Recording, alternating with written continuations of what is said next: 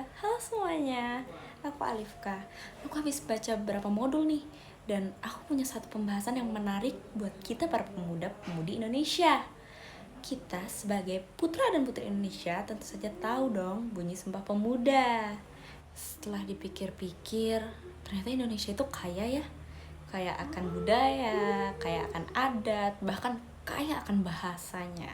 Terus, apa kaitannya sama Sumpah Pemuda yang aku bahas di awal?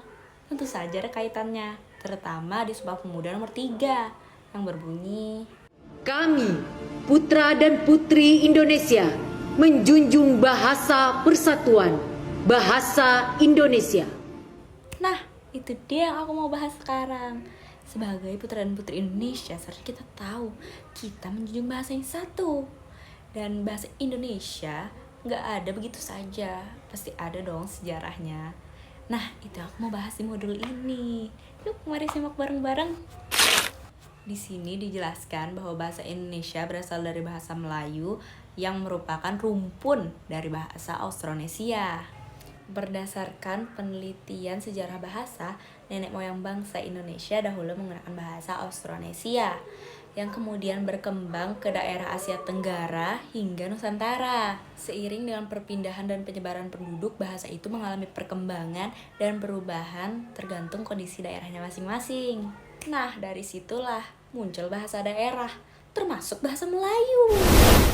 Pada masa kerajaan Sriwijaya, bahasa Melayu ini digunakan sebagai bahasa pengantar, mulai dari bahasa untuk perdagangan, bahasa untuk kerajaan, sampai dengan bahasa untuk penyebaran agama. Bahasa Melayu ini dipergunakan dan berfungsi sebagai lingua franca atau bahasa yang digunakan sebagai perantara antar daerah di Nusantara. Karena bahasa ini penggunaannya luas dan mudah untuk dipahami, jadi bahasa ini mulai berkembang lah.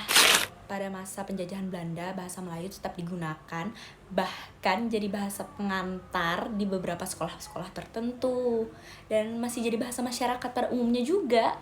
Karena hal ini, bahasa Melayu tuh jadi punya kedudukan yang kuat gitu. Pada akhirnya tanggal 28 Oktober 1928, pada peristiwa Sumpah Pemuda, bahasa Indonesia diikrarkan menjadi bahasa persatuan. Dan bahasa ini mulai berkembang hingga Indonesia merdeka dan dijadikan bahasa nasional yang resmi sebagai bahasa Indonesia. Setelah membaca, berikan tanggapan, refleksimu dong. Tanggapan reflektif saya setelah membaca ya. Menurut saya, setelah saya membaca sejarah ini yang wow banget, yang tidak pernah terbayangkan oleh saya bahwa sejarahnya bakal seperti itu. Ternyata bahasa Indonesia ini bukan cuma sebagai bahasa nasional yang kita pakai sehari-hari loh. Kayak itu tuh jadi identitas kita gitu, identitas kita sebagai bangsa Indonesia, sebagai pemuda-pemudi Indonesia yang meneruskan bahasa ini kepada penerus-penerus kita.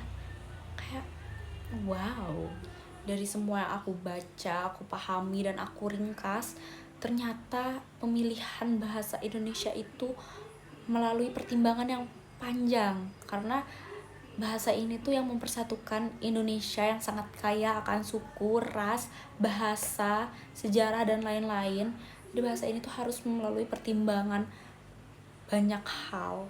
Jadi kayak wow, sejarah tuh berharga banget. Dari pembahasan kita juga bikin aku tuh lebih menghargai bahasa Indonesia, baik dalam lisanku maupun dalam tulisan, baik yang aku gunakan sehari-hari maupun aku gunakan dalam keadaan formal. Kayak bahasa ini tuh sangat berharga loh. Apalagi kalian tahu kan, kita tuh ada di zaman globalisasi di mana hidup kebarat-baratan.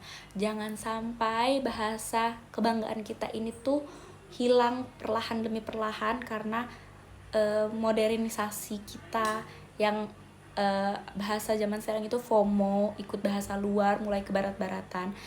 Mari kita lestarikan bahasa ini sampai generasi-generasi selanjutnya itu tahu bahasa ini tuh di luar kepala, bukan cuma sejarah, bahkan ada dalam buku tanpa dibaca gitu. Ini untuk saya sendiri, Sebagai pemuda yang sudah membaca dan memahami sejarah bahasa Indonesia, saya jadi memiliki tanggung jawab untuk melestarikan dan membanggakan bahasa nasional kita yang menjadi identitas kita semua.